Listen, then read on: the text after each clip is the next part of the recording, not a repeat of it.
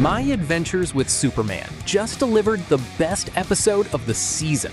An instant classic that mixes the death of Superman, reign of the Supermen, and the android saga from Dragon Ball Z. Could this be the best version of the hero we've seen in years? Right off the bat, I want to say, what an episode! Man, what an incredible episode! But to understand the weight of this peak, we need to recap what happened in Episode 4. In Episode 4, the story really gets into gear. Superboy meets Clark and Lois in a coffee shop and drops the bomb. He introduces himself as their son. At first, many theorized that he would be a fusion of Connor Kent, Jonathan Kent, and Bart Allen. Actually, he is purely Jonathan Kent, the legitimate son of Clark and Lois. The Connor part is purely visual, inspired by the classic 90s look, and his dynamic screams, future Trunks from Dragon Ball Z. He came from the future to save his parents from death, and his presence on screen is wonderful. Seeing Clark reacting to fatherhood while Lois panics is the high point of the episode. Meanwhile, Cyborg Superman breaks free from Lex Luthor's shock device. Seriously, Luthor, did you think you were going to contain an ultra-powerful cyborg with a little collar shock? You're supposed to be the smartest man in the world. The mall scene with Superboy buying clothes is super fun, and Jimmy foots the bill, showing that he is completely broke financially. This subtle development for Jimmy is much better than the insistence on the forced romance. In the midst of all this, the Sub-Tyrannosaurus attack. An incredible reference to Grant Morrison's All-Star Superman comic. The problem is resolved in an anticlimactic way, but it's funny to note that this is the second time this year we see a superhero cartoon fighting a dinosaur at a construction site. At the Kent farm, the peaceful mood ends when Cyborg Superman announces his attack. That's when Jonathan reveals the dark truth. In his future, Lois and Clark died at the hands of Hank.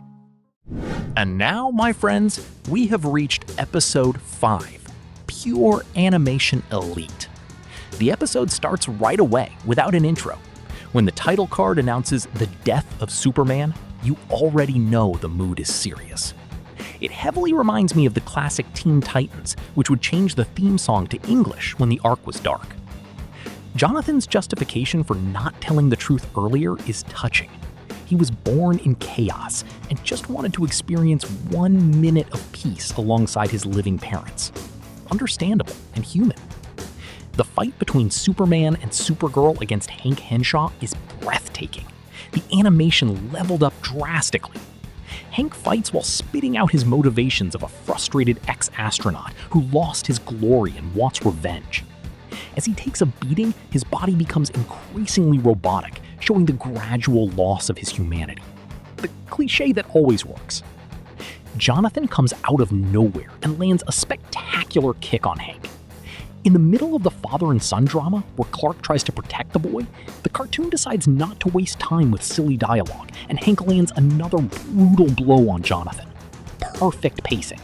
Less talk, more high-quality action. The situation gets worse when Cyborg Superman opens his chest and reveals a kryptonite heart. Yes, he is 100% the Metallo of this universe. In parallel, Lois confronts Lex Luthor in his own tower and demands he fix the mess. Once again, Luthor is portrayed as very dumb. He needed Lois to explain that he would be the cyborg's next target to understand the danger. Reluctantly, he helps by reactivating the control mechanism, providing an opening for Superboy to attack from a distance. When Superboy is about to be finished off, Kara saves him. And this is where the secret of the future is revealed. Supergirl thought there was something wrong with her, but Jonathan confesses that he just wanted to protect her because in his future, she died to save him. Ladies and gentlemen, Kara has become Future Gohan. They replicated the exact iconic scene where Trunks falls to his knees in front of the fallen Gohan in the rain. Although it didn't reach even 1% of the dramatic weight and spectacular soundtrack of the classic anime, it is a beautiful tribute. After all, Akira Toriyama's original Android saga was always influenced by the Terminator. Seeing this returned in Western media so explicitly is sensational. Kara refuses to let her nephew fight alone. Jonathan shares his anti-kryptonite armor with her, and the two charge at Hank. The villain uses his drones to rebuild himself and manages to take them both down. Seeing his family about to die, Clark awakens an overwhelming power, activating a sort of Super Saiyan mode with a glowing blue aura. It's pure Goku versus Frieza and Gohan versus Cell. With this colossal strength, he pulverizes the robots and defeats Hank Henshaw once and for all in a phenomenal animation sequence. But every great victory requires a sacrifice. Clark completely loses his powers, and Hank, upon realizing he was the villain of Jonathan's story, voluntarily shuts down his systems. Did he really die?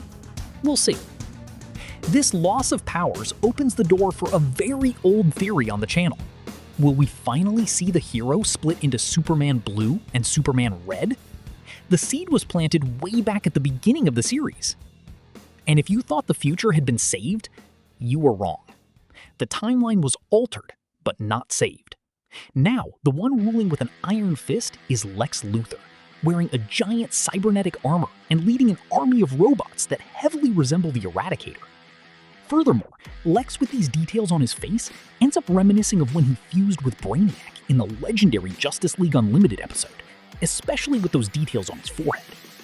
And Jonathan appears wearing the iconic S symbol from Kingdom Come. This episode easily deserves an 8.5 rating, while the rest of the season fluctuates between a 6.5 and a 7. It had a sharp script, tight direction, impeccable action, and above-average animation. Now, the big concern is, will we go back to the slice of life filler, or will they maintain this level of epic quality until the end? If you want to secure the best reads of these classic sagas, take advantage of our Amazon link in the pinned comment. Don't forget to subscribe to the channel, leave your like, and turn on notifications for future reviews. I'll stop right here. Thank you so much for watching, and see you next time.